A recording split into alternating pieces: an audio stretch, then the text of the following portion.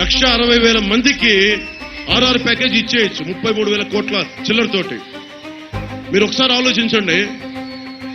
YCP ప్రభుత్వ భవనాలకి blue colour రంగులు వేయడానికి, వాళ్ళ పార్టీ జెండా రంగులు వేయడానికి పెట్టిన ఖర్చు 1,300 కోట్లు. రంగులు తీయాలని కోర్టేస్తే మళ్ళీ తీయడానికి అయిన ఖర్చు 1,000 కోట్లు. ఇక్కడే 2,300 కోట్లు. ఎవరు తిన్నట్టది ఆ డబ్బు? ఎవరు తిన్నట్టు ఆ డబ్బు? ఎన్ని కోట్ల మద్యపానం మీద సంపాదించేది?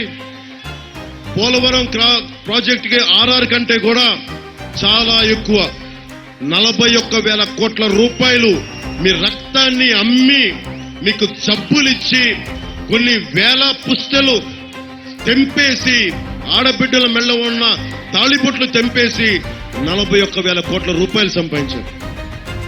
అంటే డబ్బు